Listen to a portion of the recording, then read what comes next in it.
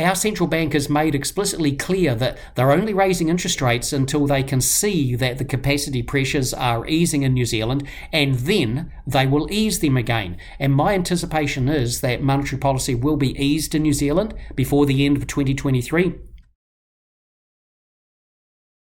This week, I want to keep things relatively short and sweet and just re-emphasize a point I've been trying to get across over recent weeks, maybe even over recent months as well.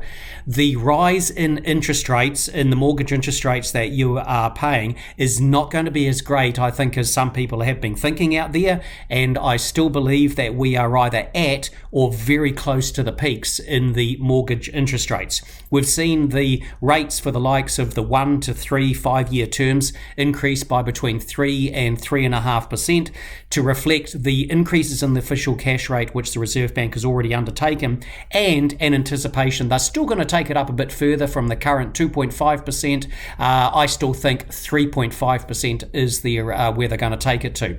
Now, we've got inflation at 7.3%, as I discussed last week, but there's a very good chance that this is the peak for the inflation rate. And when the next number comes out in the middle of October, it's going to be something slightly lower, and there's going to be more general discussion around things such as the fact that oil prices have already decreased to some degree.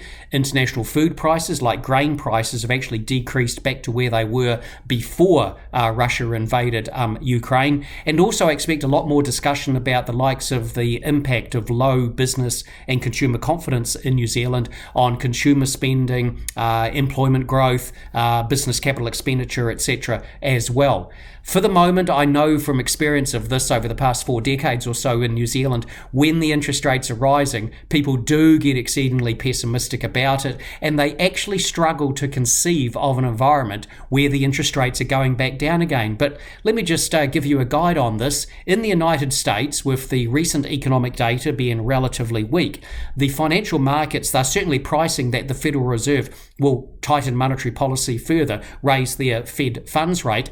They're also pricing in that they will cut that interest rates by 3 times, 0.75% in 2023.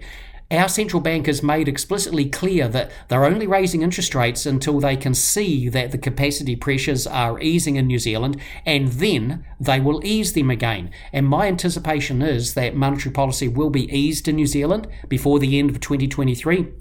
And the financial markets, just as they priced interest rates rising before the Reserve Bank started taking its cash rate up, they will start pricing monetary policy decreasing before the Reserve Bank actually gets around to doing it. So, the outcome of all that is that we're probably still going to be seeing the 1-year fixed mortgage rates rising a little bit further because they're reasonably closely tied to where the official cash rate is at the moment. But, I wouldn't be surprised if we started to see some decreases in those longer term interest rates.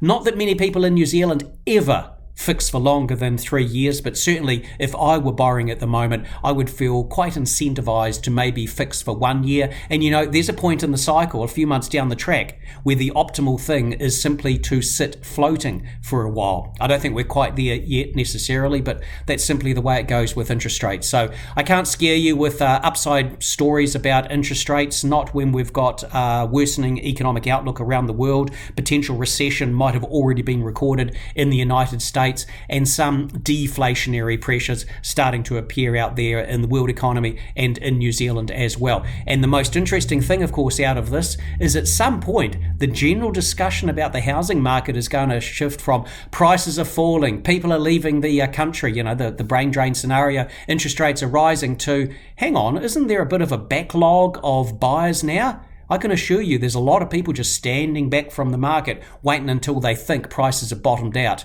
My guess for that time period, maybe 6 to 9 months. So I think something interesting is going to happen in the housing market, let's say the first half of 2023. All the best out there.